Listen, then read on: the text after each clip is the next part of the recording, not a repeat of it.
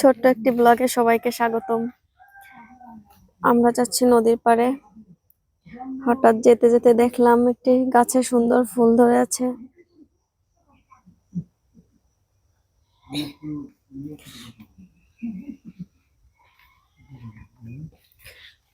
আমি একটি ছিঁড়ে নিয়ে আমার কানে গুঁজে নেব। ঘন জঙ্গলের ভিতর দিয়ে চলে যাচ্ছি নদীর পাড়ে।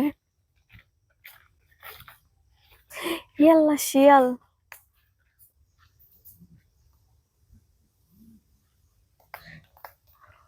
ভয় পাইছি।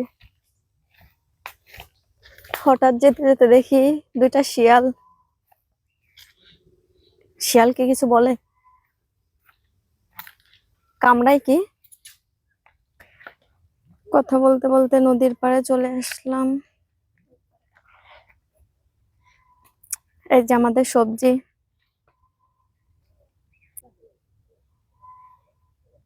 আর এই সুন্দর নদী।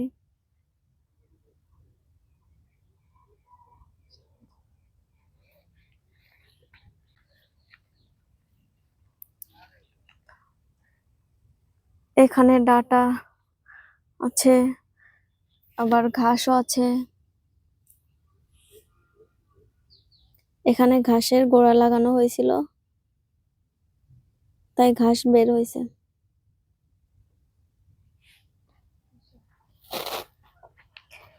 এখানে লাল শাকও আছে।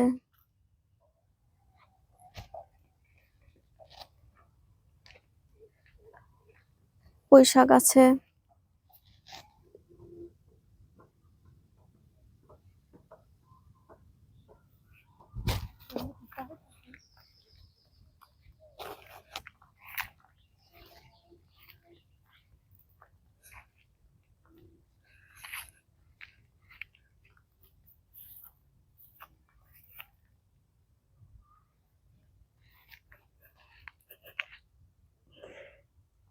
নদীর ওই পারে কিছু পোলাপান বসে বসে গামছার ভিতরে কি যেন করে।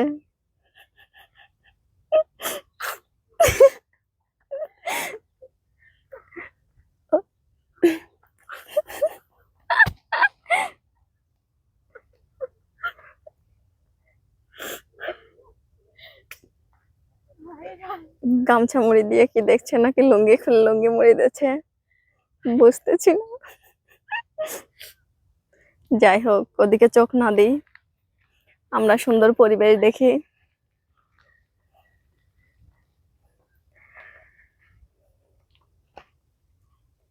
এটা হচ্ছে আফ্রিকার জঙ্গল। এই জঙ্গলে শিয়াল থাকে আর বড় বড় অ্যানাকোন্ডা সাপ থাকে। এটা হচ্ছে আমাদের পুকুর।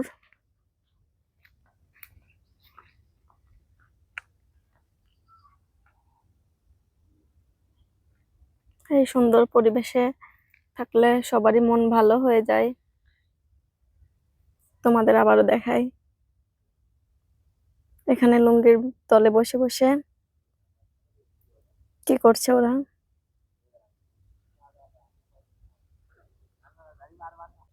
ভাই রে ভাই, বাড়ি নেই তোদের?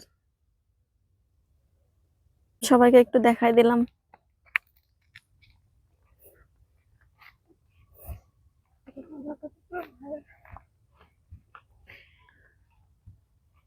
কেউ আবার আমার জুতোর দিকে নজর দিয়েন না, অনেক বৃষ্টি হচ্ছে তো, কাদা কাদা, এই জন্য এই জুতা পরেছি। আমরা কিন্তু এখানে গোসলও করি, সাঁতার কেটে ওই পারে চলে যায়। ওই দেখেন সবাই গোসল করতেছে।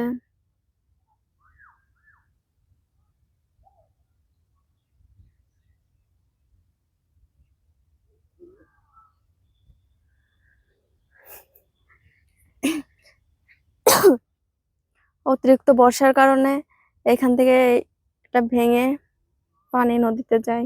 গাইস, 2 দিন পর কিন্তু এটা খেতে হবে আমাকে, কারণ আমার এসএসসি রেজাল্ট দিবে, বুঝছো তোমরা? সবাই দোয়া করবা আমার জন্য, যেন এটা খাওয়া না লাগে। এটা খেতে কেমন তোমরা একটু জানিও। খুব ভয় হচ্ছে, 20 তারিখে রেজাল্ট দেবে, সবাই দোয়া করো। এই ঘন জঙ্গল পেরিয়ে অবশেষে চলে যাব নিজের গন্তব্যে। এর ভিতরে কিন্তু সাপ বসে থাকে।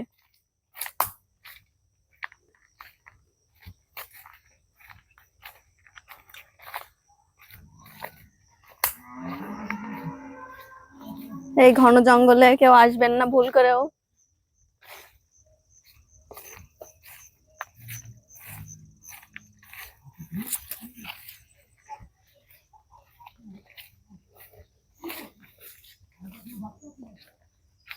এখানে ছকিনাদের টয়লেট পড়ে আছে।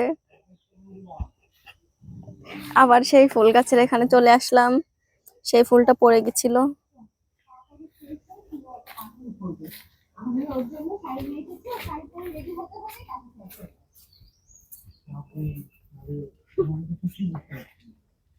এখানে আর এক ফুলের দেখা, কোনটা বেশি সুন্দর?